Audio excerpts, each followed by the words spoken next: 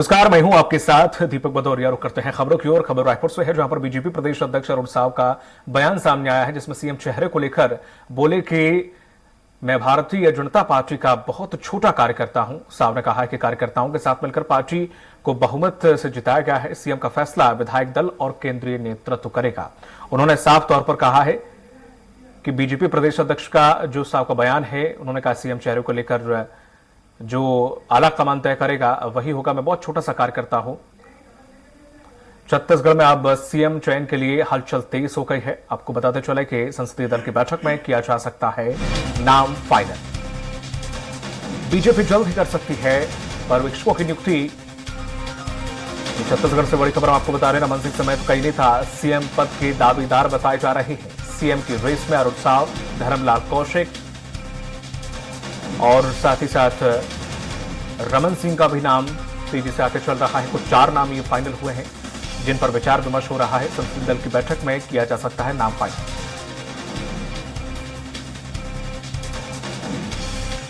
और बीजेपी जल्द ही नाम का ऐलान कर सकती है। इन 4 नामों पर अब विचार किया जा रहा है।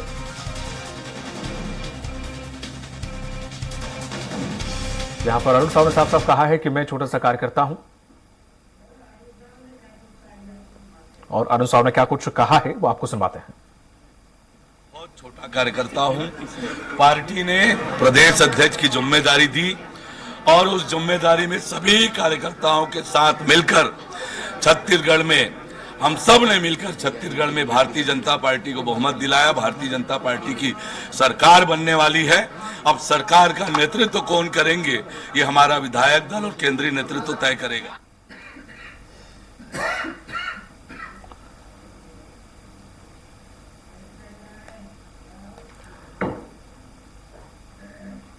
वहीं छत्तीसगढ़ विधानसभा चुनाव में भारतीय जनता पार्टी ने बड़े बहुमत से जीत दर्ज की है और इसके साथ ही अब बीजेपी में सीएम चेहरे को लेकर कवायद तेज हो गई है। इसी कड़ी में भाजपा प्रदेश मुख्यालय कोषाभाऊ ठाकरे परिसर में दिन भर गहमा गहमी का माहौल रहा। वहीं सीएम के चेहरे को लेकर चर्चाओं का बाजार भी गर्म रहा। आपको बता दें कि सीएम पद के प्रमुख दावेदारों में पूर्व मुख्यमंत्री डॉक्टर रमन सिंह का नाम प्रमुखता से आ रहा है।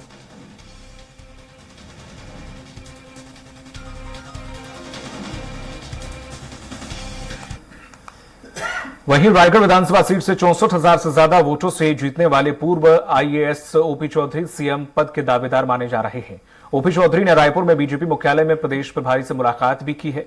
वहीं अपनी ऐतिहासिक जीत पर ओपी चौधरी ने जनता का आभार व्यक्त किया है और कहा कि मैं जितना भी काम करूं इस कर्ज को नहीं उतार पाऊंगा।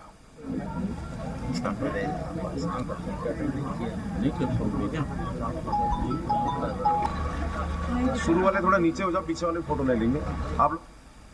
और इसी पर चर्चा करने के लिए हमारे साथ जुड़े हुए हैं स्टेट एडिटर अजय त्रिपाठी जी और रायपुर से जुड़े हुए हैं दिलीप साहू हमारे सहयोगी।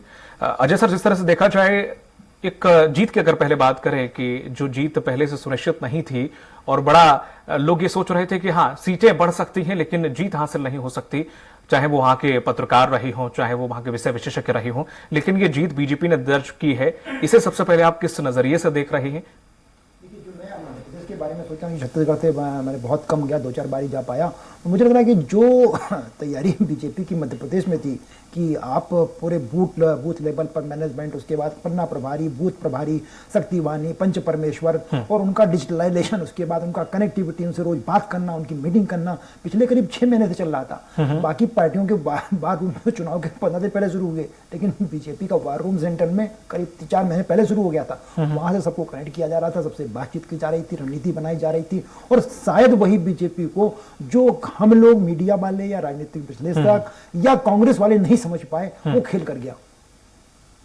ठीक है दिलीप, जिस तरह से देखा जाए ये जीत बिल्कुल कई मायनों में बहुत अलग थी, क्योंकि किसी ने ये सोचा नहीं था। सब सीट बढ़ने का जिक्र कर रहे थे और उसके बाद जब जीत मिली तो इस फैक्टर को क्या फैक्टर बताया जा रहा है, क्या समीकरण ऐसे बिठाए गए कि जो कि लोगों की नजर में नहीं आया वो काम कर गए? इस तरह से जो जीत मिली है, इस तरह की बात सही मतलब सभी अप्रत्याशित मान रहे हैं इनको। और खास करके बीजेपी की बात करें तो बीजेपी के नेताओं का कहना है, बीजेपी के नेताओं का कहना है कि एक अंडर करंट चल रहा था जिसे लोग नहीं पहचान पाए। एक अंडर करंट की बात कही जा रही है जिसमें खास करके जो भूपेश सरकार का जितनी योजनाएं हैं उसमें जो खामियां हैं, कमियां हैं, इसके अलावा जो भ्रष्टाचार के मामले लगातार उजागर हुए हैं, चाहे पीएससी में गड़बड़ी का मामला हो, पीएससी की भर्तियों में, जिससे युवा काफी आक्रोशित नजर आए। इसके साथ ही साथ जितना ईडी लगातार यहाँ अलग अलग मामलों को लेकर कार्रवाई करती रही, चाहे कोयले घोटाले को लेकर हो या फिर और दूसरे मामले जिसमें आय से अधिक संपत्ति का मामला हो या दूसरे चीजों को लेकर लगातार छापेमारी करती रही और साल डेढ़ साल से ये सिलसिला चलता रहा। महादेव वेब सट्टा का मामला भी चलता रहा। तो इन तमाम चीजों को बीजेपी ने राजनीतिक रूप से खूब भुनाया और ये चीजें ये लोग कांग्रेस आभास नहीं कर पाई। कांग्रेस को लगा कि उनकी जो सरकार की योजना है, किसानों की कर्जा माफी का मामला हो या किसानों को धान का सबसे ज्यादा कीमत देश भर में देने का मामला हो, समर्थन मूल्य जो 2500 रुपए से अधिक प्रति क्विंटल दिया जा रहा था, तो इनको लगा कि इन तमाम चीजें, किसान हमारे साथ है, महिलाएं हमारे साथ है, बेरोजगारी भत्ता भी उन्होंने शुरू किए थे, बेरोजगार युवाओं को 2500 रुपया प्रति माह देने की शुरुआत की थी, लेकिन उसमें बहुत सारे क्राइटेरिया तय कर दिए गए थे। इन तमाम चीजों को लेकर कांग्रेस के जो बड़े नेता थे ये मुगालते में थे। उनको लग रहा था कि भूपेश है तो भरोसा है, इनकी तमाम योजनाओं से जनता खुश है और कहीं ना कहीं जितने भी उपचुनाव हुए, चाहे नगरीय निकाय के चुनाव की बात करें या इस दौरान जो 4 अलग अलग उपचुनाव हुए विधानसभा के, उसमें भी कांग्रेस को बड़ी जीत मिली थी। जो 68 सीटों पर थी कांग्रेस, वो बढ़कर फिर 71 पार कर गई थी।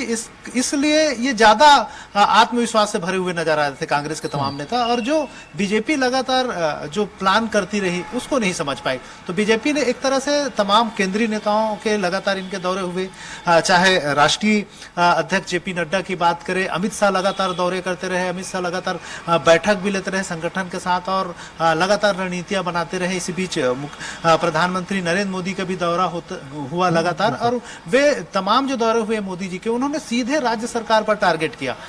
उनकी सरकार आने पर वो क्या देंगे ये बातों पर फोकस करने के बजाय राज्य सरकार किस तरह की गड़बड़ियां कर रही है, उन्होंने सीधे तौर पे सीएम भूपेश बघेल पर आरोप लगाया और उनको कहा कि उनके तमाम विभागों में कुछ भी काम कराने के लिए आप जाओगे तो उसको 30% भूपेश कक्का के नाम से कमीशन देना पड़ेगा। इस तरह की बयानबाजी उनके सारे भाषणों में नजर आया। इसके अलावा उन्होंने तमाम चीजों को लेकर कहा कि केंद्र सरकार पैसा दे रही है लेकिन राज्य सरकार उसको अमली जामा नहीं पहुंचा पा रही है, चाहे पीएम आवास की योजना का मामला हो या दूसरे मामले हो। तो ये लगातार एक राज्य सरकार पर टारगेट किया, उसका कहीं ना कहीं असर ये 6 महीने में जो परिस्थितियां थी वो बदल गई। लगभग 4.5 साल तक तो कांग्रेस की सरकार अच्छी चली और तमाम चीजों को लेकर जनता खुश नजर आए, लेकिन ये पिछले 6 महीनों में भाजपा ने लगातार राज्य सरकार पर टारगेट किया, उसका कहीं ना कहीं ये असर रहा अभिषेक कि ये पूरी सिनारियो है वो बदल गई।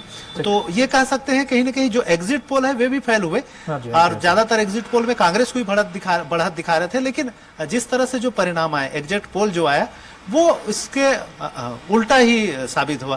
तो ये तमाम चीजें हैं जो कहीं ना कहीं कांग्रेस नहीं पहचान पाए और बीजेपी इसमें रणनीति बनाकर खेल करती रही। जी त्रिपाठी सर, जिस तरह से ये देखें कि कई बार हमें केंद्र और राज्य सरकार में भिड़ंत देखी, जिसमें सफर कहीं ना कहीं जनता कर रही थी और हर बार की तरह था, चाहे वो आवास को लेकर हो, चाहे वो बारदाने को लेकर हो, चाहे वो धान का मूल्य लेकर हो, लगातार हर बात पे केंद्र राज्य में आपस में भिड़ंत जनता सफर कर रही थी।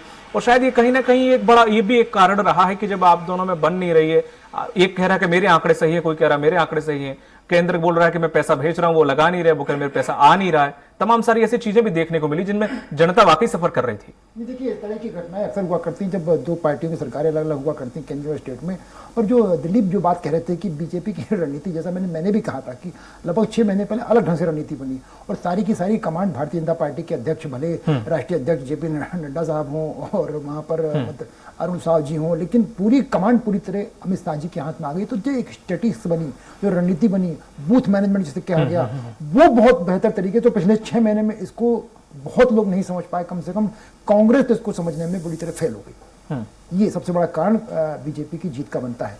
ठीक है, इसमें सिर्फ अंदर खाने और ये भी बात चल रही है कि इसमें आरएसएस की बहुत बड़ी भूमिका रही है।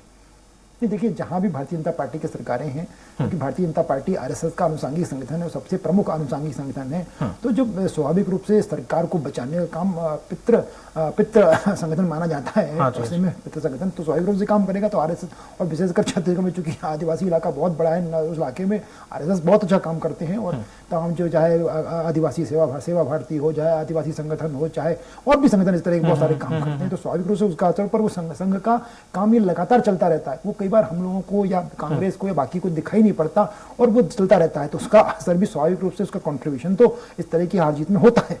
ठीक है दिलीप, जिस तरह से जो योजनाएं उतारी, बखान बहुत अच्छे से किया गया उन सभी योजनाओं को, जिस तरह से चाहे वो गोबर की योजना रही हो, चाहे वो अन्य योजना रही हो। शुरुआत में जब आई तो घुरवा बारी करके जो एक योजनाएं लगातार ये जिक्र किया गया था, तो तमाम सारी योजनाएं, और ये कहा गया कि हम जनता के बहुत करीब हैं, हम आदिवासियों के बारे में सोच रहे हैं, हमने ग्रामीण अर्थव्यवस्था को बहुत मजबूत किया है। लेकिन शायद जैसे बीजेपी हमेशा से आरोप लगाती रही है कि जमीनी स्तर पर कुछ है नहीं, वो समितियां बना दी गई, वहां तक पैसा नहीं पहुंच रहा है, लोग सफर कर रहे हैं, लोग परेशान हैं। और लेकिन भूपेश बघेल ने जिस तरह से जो चेहरा चमकाने की बात करी, वो तस्वीर जो दिखाई, वो शायद बिल्कुल अलग थी, जिसका खामियाजा कहीं ना कहीं उन्हें भुगतना पड़ गया।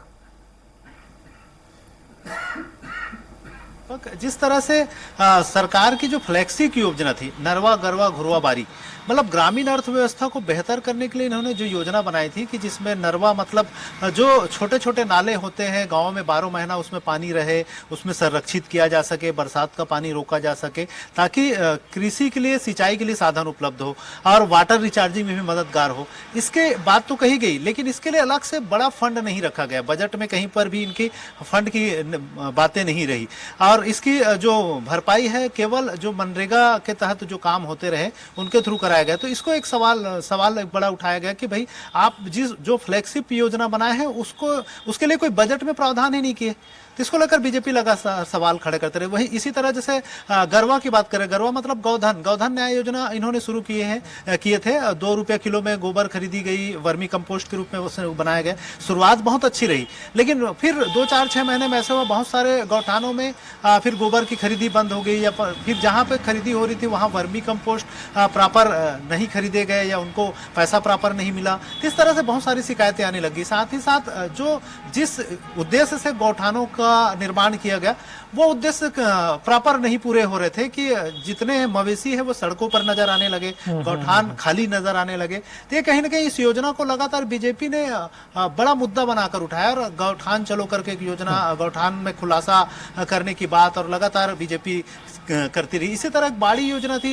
बाड़ी का मतलब यह है कि घर पे आप जितनी खाली जमीन है उस पर सब्जी उगाओ, अलग अलग चीजें हैं, सरकार हार्टिकल्चर के माध्यम से मदद करेगी। लेकिन इसके लिए भी कोई खास कवायद नहीं दिखी कि कोई बड़ा बजट का प्रावधान करे या लोगों को सीधे तौर पे लाभ मिले इस तरह का। लेकिन एक बात कही गई, नरवा गरवा घुरवा बारी, लेकिन वो जो लाभ मिलना चाहिए सीधे तौर पे जनता को वो सीमित रह गई और बड़े बल्क में इस योजना को लागू किया गया, जिसकी वजह से सभी जगह ये योजना ढंग से लागू नहीं हो पाई। इनको धीरे धीरे शुरुआत करती तो बहुत बेहतर होता। हालांकि कुछ योजनाएं इनकी बहुत अच्छी रही, जैसे Swami Atmanand school, English medium school की बात करें तो बहुत सारे जो बंद पढ़ने वाले स्कूल थे उनको सुधारा गया और इंग्लिश मीडियम स्कूल के रूप में तब्दील की गई। शुरुआत में 1-2 साल बहुत अच्छा रहा, लेकिन धीरे धीरे जब मांग बढ़ती गई तो मुख्यमंत्री भूपेश बघेल जहां भी गए वहां पर घोषणा करके आगे कि अगले साल से यहाँ स्वामी आत्मानंद स्कूल शुरू कर दिया जाएगा। तो इससे क्या हुआ कि जो सरकारी स्कूल है उनको स्वामी आत्मानंद का नाम तो दे दिया गया, लेकिन वहाँ इंफ्रास्ट्रक्चर का अभाव रहा और जो शिक्षक होने चाहिए जितनी मात्रा में उतने ही नहीं रहे। तो बहुत सारी चीजें फिर जो दिक्कतें हैं वो शुरू हो गई, एक ढर्रे में आ गई। जो क्वालिटी मेंटेन होना था वो क्वालिटी मेंटेन नहीं हो पाया। तो इनको धीरे धीरे करने के बजाय बहुत हड़बड़ी में जितनी योजनाएं लाया गया था, क्योंकि धरातल में जब क्रियान्वयन में जो समय लगता है उसको समय नहीं दिया गया। इसके बाद फिर रीपा योजना लेके आया, रूरल इंडस्ट्रियल पार्क। इसमें भी ये भी बहुत अच्छी योजना थी, लेकिन इसको भी बहुत जल्दी जगह जगह पर लागू करना शुरू कर दिया। इससे कहीं ना कहीं जो इंफ्रास्ट्रक्चर में जो खर्च होने चाहिए थे, जो संसाधन उपलब्ध होने चाहिए थे, वो कहीं ना कहीं उसमें दिक्कत आई, जिसकी वजह से ये तमाम जो इनकी योजनाएं हैं वो कहीं ना कहीं फेलियर साबित होते हुए नजर आए। ये बहुत बड़ी वजह रही। सरकार अपनी बड़ी योजनाओं को लेकर गुणगान तो करते रहे और राष्ट्रीय लेवल पर प्रशंसा पाई, लेकिन जमीनी स्तर पर फिर लोगों में इसको लेकर नाराजगी नजर आने लगी। तो ये ये एक नुकसानदायक रहा कांग्रेस के लिए। इसके अलावा जो प्रमुख रूप से बहुत सारी और योजनाओं का इन्होंने जिक्र किया, जिसमें भूमिहीन कृषि मजदूर योजना को 7,000 रुपए देने की बात थी, उसका जो चिन्हांकन करने की जो सिस्टम था उसको लेकर भी सवाल उठे। साथ ही साथ जो बेरोजगारी भत्ता देने की बात आई, 4 साल बाद बेरोजगारी भत्ता दिया गया, आखिरी 5 साल में शायद कुछ साल भर पहले शुरू हुआ। उसमें भी बहुत सारे क्राइटेरिया तय कर दिए गए, जिसकी वजह से 2.5 लाख नाम ही कुछ जोड़े गए हैं, बल्कि नाम तो कहीं गुना ज्यादा है। ऐसा भी कुछ आरोप लगातार लगता रहा था उस पे। जी बिल्कुल सही दीपक, जिस तरह से धीरे धीरे जोड़ते गए। हालांकि ये बात कही गई थी कि पहले 10 लाख से ज्यादा युवा बेरोजगार है, लेकिन जब क्राइटेरिया तय किए गए तो बहुत सारे उसमें मापदंड तय कर दिए गए, जिसकी वजह से ज्यादातर बेरोजगार युवाओं को उसका लाभ नहीं मिल पाया। तो इस तरह से इनकी जितनी योजनाओं का जो लाभ जितना मिलना चाहिए था वो आम लोगों तक नहीं पहुंच पाया, इसलिए कहीं ना कहीं युवाओं में भी इसको लेकर नाराजगी वही नजर आई। भुगतना पड़ गया। बिल्कुल, मैं आपके पास लौटूंगा। त्रिपाठी सर, जिस तरह से बीजेपी की फिलहाल की कार्यशैली को हम देखें, नाम हम ये 4 ओपी चौधरी का नाम ले, रमन सिंह, विष्णुदेव साय, इन 4 नामों का जिक्र तो आ रहा है, लेकिन हमने उत्तराखंड में भी देखा जिसमें 4 नाम आ रहे थे और 4 नामों से हटके उन्होंने एक ऐसा व्यक्ति उठा के रख दिया जो किसी ने सोचा भी नहीं था। तो अभी एक्सपेरिमेंट ही लगातार बीजेपी कर रही हो, इसीलिए वो जानी जाती है। तो क्या ये हम मध्य प्रदेश में भी यही सोच रहे हैं और छत्तीसगढ़ में भी जैसे ये 4 नाम जो नाम आ रहे हैं निकलकर, कहीं ऐसा नहीं हो कि बीजेपी यहां पर भी कोई ऐसा व्यक्ति उठा के रखे जो कि बिल्कुल अपेक्षाकृत ना हो, जो सबकी। दीपक, आपका जो तर्क है वाजिब है, लेकिन मुझे लगता है कि चूंकि लोकसभा चुनाव नजदीक है तो बीजेपी किसी तरह की रिस्क नहीं लेना चाहेगी। बीजेपी सेंटर का नेतृत्व जो है वो किसी तरह की रिस्क लेने की स्थिति में नहीं है। इसलिए मुझे लग रहा है कि जो 4 नाम चल रहे हैं, देखिए मेरे हिसाब से तो जो डॉक्टर रमन सिंह साहब हैं वो लगातार 3 बार मुख्यमंत्री ने 15 सालों में लीड किया और आखिरी में उनको जाना पड़ा। और अभी मुझे लग रहा है कि जो एक सिस्टम होता है, जैसे मैंने पहले एमपी के बारे में भी आपसे कहा था कि जब कोई चुनाव लड़ती है पार्टी, उस पार्टी को जो लीड करता है कोई व्यक्ति, तो कई बार तिलक उसके माथे पे होता है। तो आनंद साहु जी जो कि पार्टी के अध्यक्ष थे, और आनंद साहु तमाम मुद्दों पे लगातार खामोशी के साथ बात करते हैं, अपनी बात रखते हैं और एक अच्छे नेता माने जाते हैं, तो उनके नाम की संभावना भी बनी हुई है। ओपी चौधरी चूंकि एक उनको पता है कि मतलब पूरे स्टेट को कैसे चलाया जाता है, तो ओपी चौधरी के नाम पे भी अगर आदिवासी मुद्दे पे जाता है, धर्मलाल कौशिक, विष्णुदेव साय, अगर एक क्राइटेरिया तय करती बीजेपी आदिवासी वोट बैंकों का रखा तो शायद उस पर नाम जा सकता है। पर एक तय है कि मैं आपसे कहना चाहूंगा कि रामचरितमानस में जो कहा गया है कि लाभ हानि जीवन मरण यस अपयस विधि हाथ। डॉक्टर रमन सिंह चौहान दुर्ग से चुनाव हार करके विधानसभा का और अपने क्लिनिक पे बैठने चले गए थे, संयोग से उनको टिकट मिल गया लोकसभा का, उन्होंने मोतीलाल वोरा जैसे दिग्गज को चुनाव हरा दिया। और वो परिवर्तन वही कि लाभ हानि जीवन मरण यस अपयस विधि हाथ, वो ऐसा गया कि फिर वो केंद्रीय नेतृत्व को मध्य प्रदेश छत्तीसगढ़ में सरकार बनाने का दी, सरकार बनी तो चलते गए इतिहास बना दिया उन्होंने। बिल्कुल बिल्कुल। दिलीप, इन्हीं 4 नामों का अगर देखें तो हर किसी की एक कहीं कोई जाति समीकरण को साध रहा होगा, तो कोई अनुभव है किसी का, जैसे वो रमन सिंह 3 साल का मुख्यमंत्री का अनुभव लेके बैठे हैं, कोई एक आईएएस के तौर पर अनुभव लेके बैठे हैं, हालांकि वो नए है राजनीति में, बाकी एक नेतृत्व में चुनाव जीते हैं, इतनी बड़ी जीत मिली है जो कि असंभव थी वो संभव कर दिखाया अरुण साहु जी ने। तो ऐसे सभी नामों में कुछ ना कुछ एक स्पेशलाइजेशन है सभी का, लेकिन सभी के में अगर इन 4 में देखें तो कौन ऐसा एक नाम है जो कि हर मायने में सटीक बैठ रहा है और उसके चांसेस सबसे ज्यादा हैं? जी दीपक, 4 नामों का जिक्र जो कर रहे हैं हम, जिसमें पूर्व मुख्यमंत्री डॉक्टर रमन सिंह, वर्तमान में प्रदेश अध्यक्ष अरुण साव, इसके अलावा पूर्व आईएएस ओपी चौधरी और आदिवासी वर्ग से ताल्लुक रखने वाले विष्णुदेव साय हैं जो पूर्व केंद्रीय मंत्री रह चुके हैं। 3-4 नामों में प्रमुखता से चर्चा हो रही है, जिसमें सबसे ज्यादा प्रबल दावेदार अभी वर्तमान दृष्टिकोण से सभी लिहाज से प्रदेश अध्यक्ष अरुण साव का नाम ज्यादा प्रबलता से आ रही है, क्योंकि अरुण साव ओबीसी समाज से ताल्लुक रखते हैं। ओबीसी में साहू जो फैक्टर्स है, साहू जो समाज है, बड़ा वर्ग है प्रदेश में, और अभी जिस तरह से साल भर पहले ही इन्हें प्रदेश अध्यक्ष की जिम्मेदारी दी गई, इन्होंने लगातार पूरे प्रदेश का दौरा किया और संगठन को मजबूत करने में एक बड़ी भूमिका निभाई, और उन्होंने संगठन को मजबूत करके एक बड़े मेजॉरिटी दिलाने में एक अहम उनकी भूमिका रही। और खास करके ओबीसी समाज, जिसमें अभी वर्तमान में 19 प्रत्याशी जीत कर आए हैं ओबीसी समाज से ताल्लुक रखने वाले, तो और इसमें साहू की बहुलता भी बहुत है। तो कहीं ना कहीं ये जो फैक्टर्स है उसको ध्यान में रखते हुए, और क्योंकि प्रदेश अध्यक्ष भी है, स्वाभाविक उनकी जो दावेदारी है वो बनती है, तो इन तमाम चीजों को देखते हुए 4 में प्रबल दावेदार अरुण साव नजर आ रहे हैं। हालांकि जो बहुत सारे और वरिष्ठ मंत्री है पूर्व के, जो इनके पूर्व मंत्री रहे हैं, उन लोग भी उनके अनुभव के सामने में इनका अनुभव कम नजर आएगा, क्योंकि ये सांसद तो है और पहली बार विधायक चुन के आए हैं, तो कहीं ना कहीं ये उनके आड़े आ सकते हैं कि अनुभव की कमी। लेकिन प्रमुख रूप से दावेदारों की बात करें तो अरुण साव का नाम प्रमुखता से लिया जा सकता है। जी त्रिपाठी जी, जो मुख्यमंत्री होगा वो महज मुख्यमंत्री नहीं होगा, वो आने वाले समय में लोकसभा चुनाव का एक बहुत बड़ा जरिया भी होगा और वही समीकरण साध के ही मुख्यमंत्री बनाया जाएगा। तो उस लिहाज से ओबीसी नेता या फिर आदिवासी नेता कि अरुण साहु जी कि छत्तीसगढ़ में आदिवासी बहुल माना जाता है, पर साहू समाज एक बड़ा वोट बैंक है। साहू समाज बड़ा निर्णायक भूमिका निभाता है, चाहे कांग्रेस में हो चाहे बीजेपी में हो। आप देखिए कि बड़े बड़े दिग्गज नेता धनीराम साहू, ताराचंद साहू, बड़े बड़े दिग्गज नेता वहाँ पर रहे और उन्होंने भारतीय दोनों पार्टियों में बीजेपी और कांग्रेस दोनों में अपनी अपनी लीडरशिप को बेहतर प्रेजेंट किया।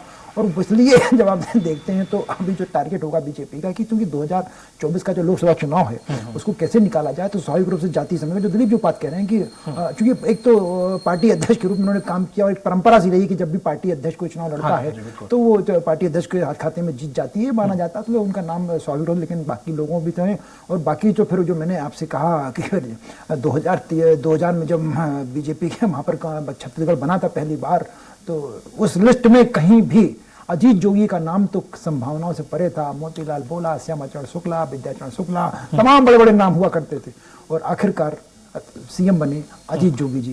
तो कुछ भी हो सकता है राजनीति में, ये सब कुछ तमाम पैमानों पर तय होता है, इसलिए दावे के साथ कुछ नहीं करता। लेकिन जो मैं दिलीप से सहमत हूँ कि सबसे बड़ी दावेदारी क्योंकि रमन सिंह को बनाने के बाद वो जो कहानी शुरू होगी बीजेपी में आपस में टकराव की, चाहे वो बृजमोहन अग्रवाल जी का हो, प्रेम प्रकाश पांडे जी का हो, इन सब जो टकराव उसको बीजेपी बचना चाहेगी लोकसभा चुनाव तक।